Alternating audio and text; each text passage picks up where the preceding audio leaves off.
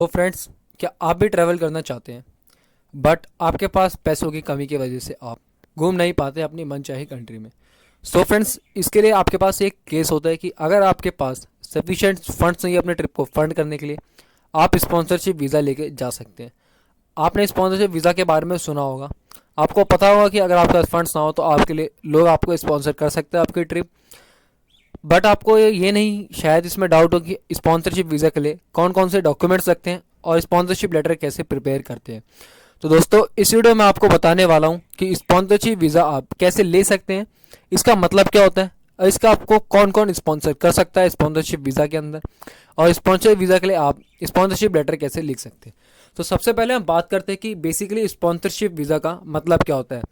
दोस्तों, for example मान लीजिए कि अगर आप ऑस्ट्रेलिया ट्रैवल करने जा रहे हैं तो वहाँ पे आपका फ्लाइट्स का खर्चा आता है, टिकट बुकिंग्स का, आपकी होटल्स का खर्चा आता है, आपका फूड, आपकी ट्रैवलिंग कॉस्ट, आपके साइट सीइंग का कॉस्ट।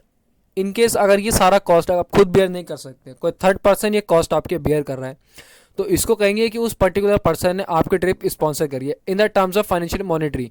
मॉनिटरी अगर आपकी ट्रिप कोई फंड करता है तो उसे कहते हैं स्पॉन्सरशिप, वही आपके सारे एक्सपेंस बेयर करेगा। तो दोस्तों, स्पॉन्सरशिप का मतलब यहाँ पे आपको क्लियर हुआ कि स्पॉन्सरशिप का मतलब होता क्या है। अब बात करते हैं कि कौन कौन आपको स्पॉन्सर कर सकता है। Who can sponsor your trip? Number one, blood relatives, जैसे कि आपके मामा, फादर, ब्रदर, सिस्टर, या आपके ब्रदर इन लॉज या सिस्टर इन लॉज आपकी ट्रिप स्पॉन्सर कर सकते हैं, जो कि आपके नेक्स्ट कनेक्टेड ब्लड रिलेटिव्स, तो जैसे कि मैंने आपको बताया। एंड आपका फ्रेंड्स आपकी ट्रिप स्पॉन्सर कर सकते हैं।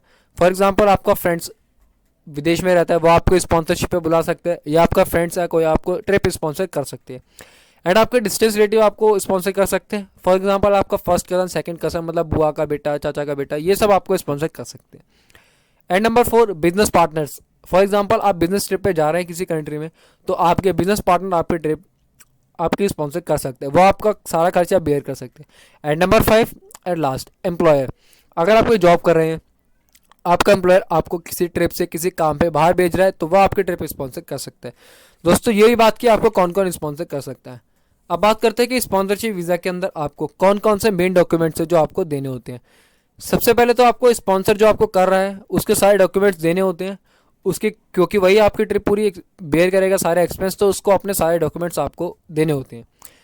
अब बात कर ले कि आपको कौन कौन से डॉक्यूमेंट्स देने होते हैं। नंबर वन, आपको पासपोर्ट देना होता है, जो कि आपका दोनों का पासपोर्ट लगेगा, आपका भी लगेगा, आप अप्लाई कर रहे हैं, आपके स्पॉन्सर का भी पासपोर्ट लगेगा। अगर फॉर एग्जांपल आपके स्पॉन्सर के पास पासपोर्ट नहीं है उसका, तो कोई गवर्नमेंट वैलिड आईडी दे सकता है, या आधार कार्ड हो सकता है, वोटर आईडी कार्ड हो सकता है, पैन कार्ड, कोई भी आईडी हो सकती है जो गवर्नमेंट ने अप्रूव कर रखी हो। And number two, account statement लगेगी, ये भी आपकी दोनों की लगेगी, स्पॉन्सर की तो लगेगी क्योंकि वही आपकी ट्रिप स्पॉन्सर कर रहा है। एंड आपको अपनी स्टेटमेंट भी देनी होती है उनके रिकॉर्ड्स के लिए कि आपका फाइल स्ट्रांग बन जाए। एंड नंबर थ्री, आपको अपनी दो पासपोर्ट साइज फोटोग्राफ नहीं होती है, ये सिर्फ अगर आप ट्रैवल कर रहे हो तो सिर्फ ट्रैवलर की रिक्वायर्ड होती है। एंड नंबर फोर, आपको बिजनेस रजिस्ट्रेशन सर्टिफिकेट देना होता है। आपका जो ट्रिप स्पॉन्सर कर रहा है, अगर वो बिजनेस करते हैं तो उनको अपना बिजनेस रजिस्ट्रेशन सर्टिफिकेट दे सकता है। इसके अंदर आप जीएसटी की आरसी दे सकते हैं, जीएसटी की रजिस्ट्रेशन कॉपी दे सकते हैं, या कोई भी आप किसी भी टैक्स लॉ के अंदर रजिस्टर्ड है वो दे सकते हैं। अगर आपको कोई एम्प्लॉयर जो आपकी ट्रिप स्पॉन्सर कर रहा है वो एम्प्लॉयड है कहीं पे, तो उसे अपने एम्प्लॉयमेंट का प्रूफ देना होता है। अगर आप ट्रैवलर हैं तो आप अपने एम्प्लॉयमेंट का प्रूफ देंगे कि मैं यहाँ वर्क कर सकता हूँ, मैं यहाँ वर्क करता हूँ, ये मेरा एनओसी देनी होती है आपको अपने एम्प्लॉयर से लेके।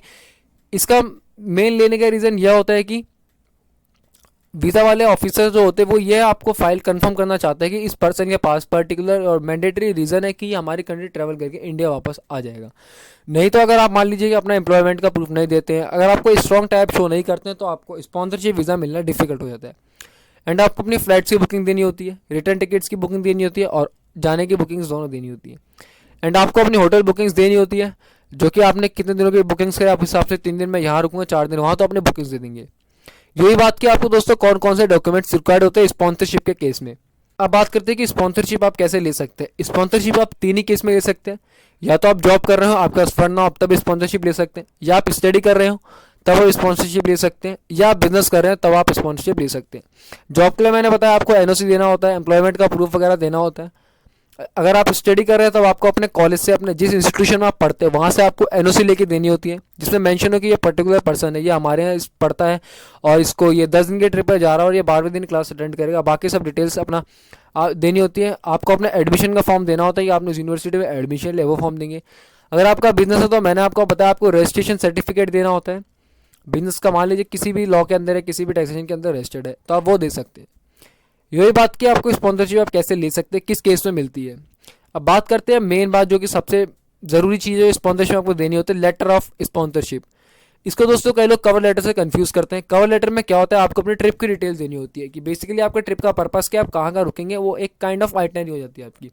बट लेटर ऑफ स्पॉन्सरशिप में आपको लिखा होना चाहिए, रिटर्न बाय आपके स्पॉन्सर ने, आपके स्पॉन्सर ने लिखा हो कि I am the my name is dash and I am sponsoring the trip of this person, I will bear all the expenses of his hotel bookings, staying, flights, everything, transportation cost, I will bear the all cost.